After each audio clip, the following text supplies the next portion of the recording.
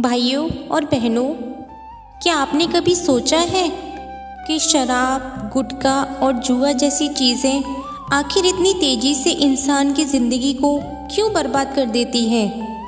क्यों एक साधारण सा इंसान जो परिवार का सहारा होता है, धीरे धीरे इन लतों का गुलाम बनकर अपने ही घर को उजाड़ देता है? सनातन धर्म में इन सब चीज़ों को पाप क्यों कहा गया है? आज हम न सिर्फ ये जानेंगे बल्कि आपको वो उपाय भी बताएंगे जिनसे आप या आपका कोई अपना इन बुरी लतों से मुक्त हो सकता है। मनुस्मृति कहती है, मद्यपान करने वाला धन और कीर्ति तीनों को खो बैठता है।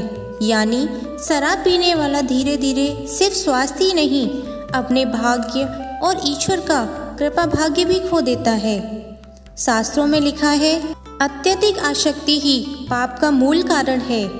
गुटखा कोई साधारण चीज नहीं, ये शरीर को नष्ट करने वाला धीमा जहर है।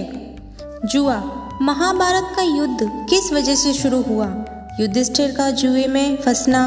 भगवान कृष्ण ने कहा, जुआ परिवार और धर्म दोनों को नाश करता है।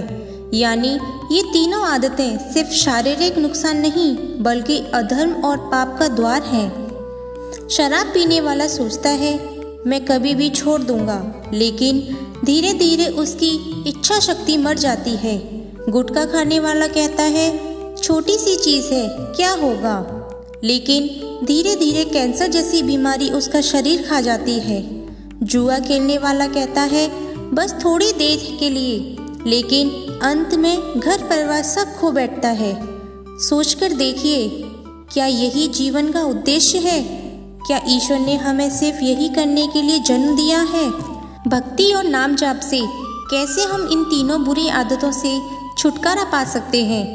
रोज हनुमान चालीसा का नियमित पाठ करें, मन को शांति देता है। ओम नमः शिवाय का जाप करें, मन की अशांति और नशे की तलब को कम करता है। गायत्री मंत्र आत्मा को शुद्ध करता है। अच्छे लोगों की संगति आत्मबल बढ़ाता है।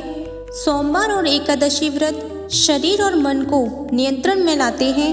ब्रह्म मुहूर्त में उठकर ध्यान करना नशे की इच्छा को खत्म करता है। आयुर्वेदिक सहायता से कैसे हम इन आदतों से छुटकारा पा सकते हैं? गिलोय शरीर को शुद्ध करती है। अश्वगंधा मन को शांत करके तलब कम करती है। त्रिफला नशे से बिगड़ा लीवर साफ करती है। तो दोस्तों, याद रखो, शराब पीकर कोई मंदिर नहीं जाता, गुटखा खाकर कोई भगवान का नाम नहीं लेता और जुआ खेलकर कोई धर्म नहीं निभा सकता।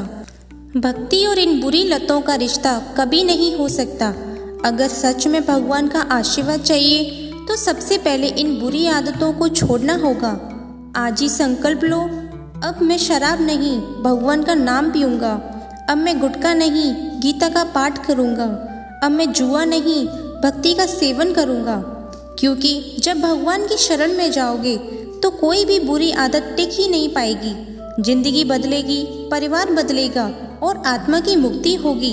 अगर ये वीडियो आपके दिल को छू गया हो तो इसे दूसरों तक जरूर पहुंचाओ, क्योंकि हो सकता है आपके एक शेयर से किसी की पूरी जिंदगी बच जाए। आज के लिए इतना ही। मिलते हैं अगली वीडियो में एक नई सोच के साथ। हर हर महादेव।